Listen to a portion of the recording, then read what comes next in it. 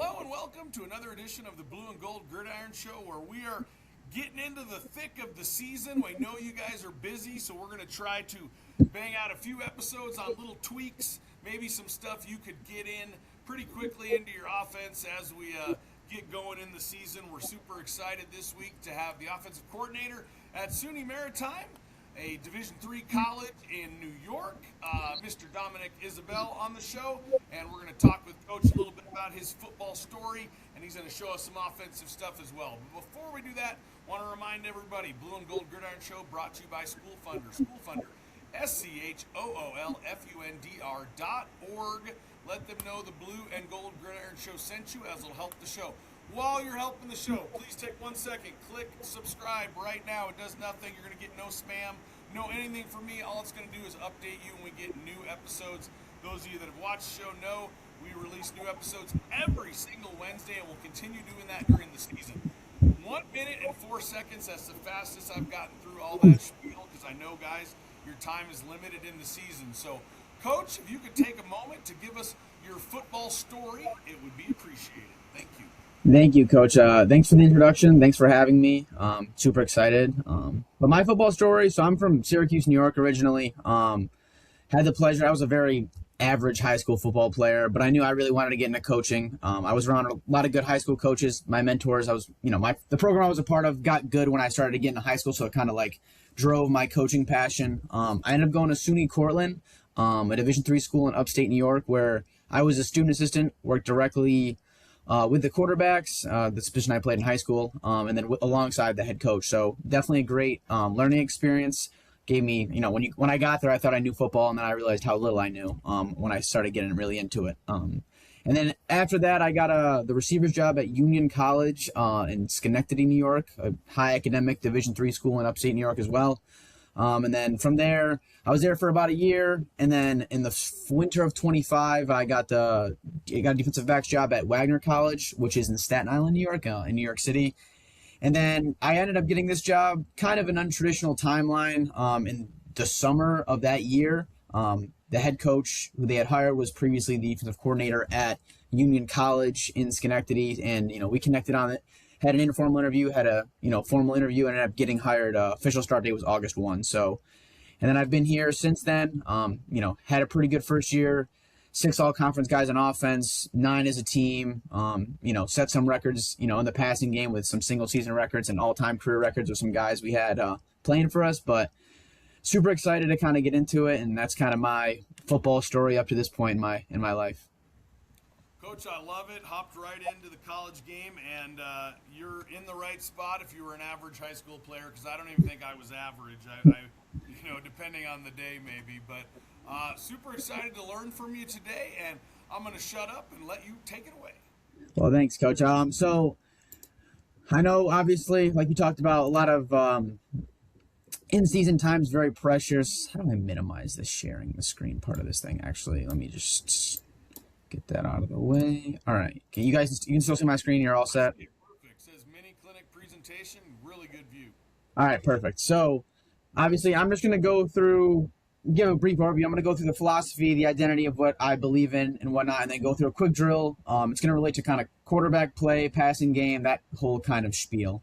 So let's get into it. So philosophy, this is kind of what I believe in, the systems that I've been a part of, the place I've been. This has kind of molded what I believe in and how we attack offensively here. So we like to control the tempo. I'm not a super up-tempo fast guy, but I'm also not a guy that's going to huddle up, take the air out of the ball and play slow. So I think the mechanics within our offense allow us to play fast at times, and we did that throughout the season, and then it allowed us to play slow at times. I think we were, third in the conference with just under 32 minutes of possession. So we had a defensive head coach, so he was obviously very stressed the, control the game, in that regard. So we allowed us to play fast or slow, be multiple, and I don't mean shifts and motions and formation variation. We were probably more on the planar side of things when it came to that, but I think, and for me, multiple means you can win multiple different ways. You're not locked in like, this is what we do. If the defense takes us away, we're kind of hamstrung in that sense. So, we won games where we ran the ball and played well offensively and ran for 400 yards, and there was games where we had to run the quarterback, and traditional run game wasn't working. We threw the ball a ton. So I think if your offense has to have that flexibility and be able to be multiple, and along with that, we want to have different guys touching the football. Typically, we'll emphasize our best guys touching the football as much as we possibly can. I think our starting receiver had 75 catches, probably 20 more than the rest of the conference. So that was our guy, and we knew we wanted to get him the ball. So that's kind of where my philosophy on it, drove the offense throughout the year. Toughness and physicality, obviously, no substitute for that. You have to, win in the short yardage over the course of a game. That's stuff that, as much as football has changed in the last 50 years, like that will never change. So that's something I believe in. And then attack the entire field, whether it's sideline to sideline, vertically, and through a shot game. You got to be able to threaten defenses in order to keep them honest and give yourself the best chance of success. Identity-wise, this is kind of what I grew up on. I'm a big inside zone guy. That's day one install. I'll tell everybody, if you've ever watched our offense play, you'll know we run a ton of inside zone. And then kind of to piggyback off that, big RPO team, I think it allows your best player, which is hopefully your quarterback, the guy that's touching the ball every play, the opportunity to threaten defenses and not only do that, but create high percentage completions. I think we were just above 70%, which was higher than our actual, drop back quick game completion percentage. And that number is probably skewed lower because early in the year we just weren't playing as well, like within that game. So I believe in that wholeheartedly. And then a lot of pure progression passing. I think it allows the quarterback to be decisive. And I think in this, when throwing the ball, drop back pass or quick game, I think it's oftentimes better to be decisive than, having the perfect right answer all the time. Because decisive players are typically guys that can play fast, and we always want our guys playing fast. The identity piece of things, obviously, this varies. Every coach knows. Like this year, we ran more gap scheme than I ever thought we would run, more power and counter, and then obviously a lot of quarterback run stuff. And then in terms of pure progression passing, we did some more read key stuff where we saw a read key, then went to a side. So it really all depends. This is stuff I believe in, but obviously whatever gives us the best chance of success, we're going to pivot and lean more into stuff like that. In terms of, so this drill, I call this hot number. I think it's a great drill. I think it obviously helps the quarterback. That's the whole point of this thing is, within our offense is playing best when our quarterback is playing on time, in rhythm, and playing accurately and making, being decisive.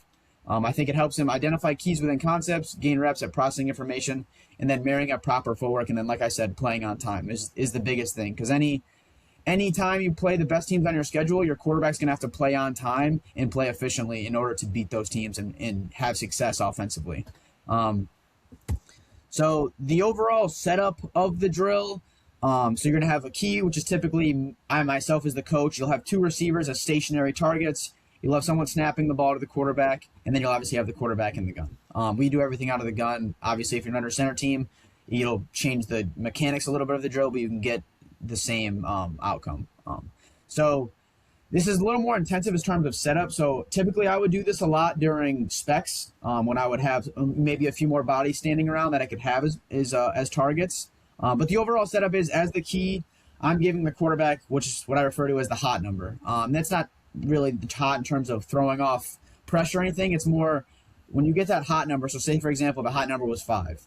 If I give the quarterback 5, he'll take his drop and then throw to his first read, in the progression or based off the read key, his first step within that progression. If I give him anything other than 5, he'll move off the first progression and then go to the second progression. So it allows the quarterback to say no to something decisively and then move on to his second read or second or third read, depending on how many guys we got set up, and allows him to keep playing on time.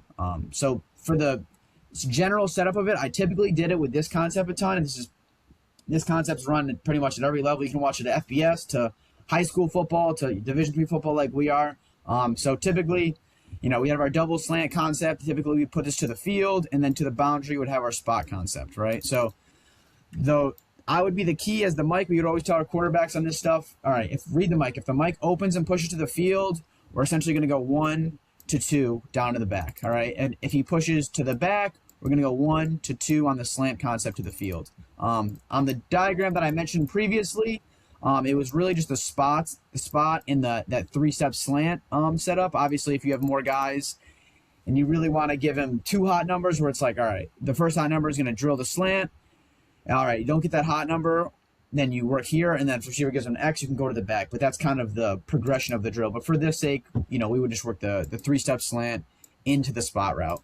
So a lot of the stuff, and I'll show some of the stuff. We don't really have a ton of the film just due to the setup and resources we had, but there's a ton of the game clips that I'll show you in a moment that really emphasize and hammer home the drill. So I'll just get into that. So here it is. So again, I'll kind of talk through the concept. We have our spot concept, and then we got our double slant with our, essentially under over there.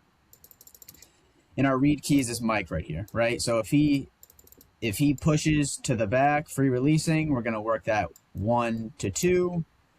If he pushes to the field or opens up to the field, we're essentially going to go spot route to the back down to the flat. So we'll kind of just get an example here from film. One quick thing with our quick game footwork, not a huge catch and throw guy. Everything we do typically in the quick game is going to be, I refer to as a quick 3. So it's a little different than your traditional 1, 2, 3 crossover. It's going to be essentially 3-step drop with no crossover. So that first step is really going to help the quarterback verify what he's seeing. He's going to get that second one on the ground to kind of align himself to the target. And then the third one, he's going to get his back foot on the ground and be able to make an accurate throw. So just kind of, not everybody does this. I know it's a little unique. The only stuff we really catch and throw is our bubble game and our perimeter screen game. So first step, identifying. Obviously, this is Mass Maritime. We knew they were going to play a ton of man. So we get the Mike pushing weak to the back, gets a second step in the ground, third step in the ground, and then delivers an accurate ball for a completion on, third and short. So 1, 2, 3, ball, playing on time. So you can see here, I'm actually pretty pumped that this year we put a stripe on everybody's helmet. So it's for coaching quarterbacks. I always advise the stripe is the best thing because you can always see what their eyes are kind of working within the progression or within the concept. And it's very quick. You'll see him. He does a fake clap here, right there. Sees the Mike pushing fast, gets that second and third step in the ground, and then delivers an accurate ball and, keep the drive going, get a new set of downs, and we're playing efficiently and on time. You did do a great job identifying that key pretty quickly there. Yeah. We knew Mass was a lot of heavy. They were pretty much quarters with a little bit of man. They ended up playing us a lot more man as the game went along, but we knew that we just really just confirming that what we're seeing is what's happening, and he got through it quickly. I'm a big pure progression guy, but the quarterback that we had last year was a lot better at this stuff, like key to 1-2, essentially. He was a little bit better at that stuff, so as the year went on, like the concept that I'm showing you was the most ran pass concept we had on the entire season. So it was obviously stuff that he was really comfortable with, and he ended up being effective at it. Coach, I like the way you guys have done this. I've seen a lot of teams do, the double slants, the 2 high side, the spot side is the 1 high side. Yeah. You guys are reading Mike there. That's a little bit unique in that way too. I like that. Yeah, so that's why I don't necessarily our quarterbacks will know coverages and they'll understand them, but the reads are not exactly coverage driven, especially with teams that disguise. Like some of the better teams in our conferences do a great job at disguising coverages. So I like the guy, that's why big pure progression guy. That's what I was kind of raised on in terms of the coaching world. So it's funny, like typically where the Mike pushes weak to the back, a lot of them end up just being man coverage, right? And you end up throwing the double slant side, or when the Mike pushes to the field, a lot of it's, 1 high, maybe some zone coverage stuff. So it ends up, you can teach it that way. I just kind of go about it a different way. Like you said, it's very common, like double slant typically or 2 high beater, spot 1 high beater, and then work it from there. I really like the way you guys do it, Coach. Thank you. I appreciate it. I learned from a lot of good coaches, thankfully. I'm not, that's in that regard. So here, more of a another look. So I honestly just like it from the tight a little bit more. So here, we're off the mic, right? You see that stripe push to the mic. He gets Mike. When you get the mic kind of opening up or settling, like it's kind of a muddy read right here. He gets a little open to the field, but he's decisive enough to see that, all right, I can't work the double slant side. 1, 2, 3, and then he kind of resets to the back. And you can see it from this angle. I always like, teaching this stuff and this drill is usually better from the tight because you can typically see the quarterback's the stripe on his helmet. So, yep. Mike opens up to the field, gets off the spot, and then resets down to the back. So, a good job of being efficient and playing on time. So, from that perspective, there's a couple of clips in here. So this one, again, same deal. I know it might seem a little redundant, but in my opinion, the best drills are the simpler ones. Like, obviously, if in the world of football, it's gotten more complex and more layered in terms of drills, which is great. If, as you kind of progress and you have, your guys can handle more. I think, the best drills are the simplest ones that, plays don't travel. I absolutely love the drill, Coach, because I'm not a quarterback guy, and the second you shoot it, that's the key, all right? We're working where the throw would be about here on this side, here on this side. I think it's great. And most important thing I was ever taught is the drill's got to go to the game, and you're kind of seeing that here. Yeah, that's what my biggest thing was. And obviously you can do this with other concepts. You can do this with 4 verticals. You can do this with wide cross. You can do this with that shallow cross, like some of the other stuff that we run. But I just thought this was the most clean cut example of like this drill in actual practice. So, but I appreciate it. Thank you, Coach. So again, you get the mic. It looks like he's coming on some delayed green dog, identifies, and then resets to the spot route here.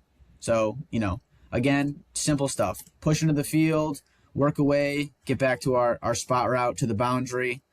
I wish our X here was actually a really good player. Could have gave our quarterback back here a little more help by cleaning up his path a little bit and not getting collisions as much. But hey, they play football too, so do a good job playing on time. The ball's in and out, and we third down, second down, and conversion. So it's all about playing on time and having these drills, like you said, translate to the game. So good. And then I just got one more clip. I know here, same deal. We actually get, like I said, typically when that mic pushes weak, you do get typically a lot of man, which is what we end up getting here. But again, we don't need to know all that. We just need to see the mic, push weak to the boundary. A quick 1, 2, 3. At this point, our quarterback was a little banged up, so his feet were a little over the place later in the year. Had a hamstring issue going on, so that I was a little limited in. But play doesn't matter, still plays on time, and then we create a big explosive here against a really good defense. So. And I think that's all I got for you. So here you can see the stripe real quick. It's a quick little peek and then out. So.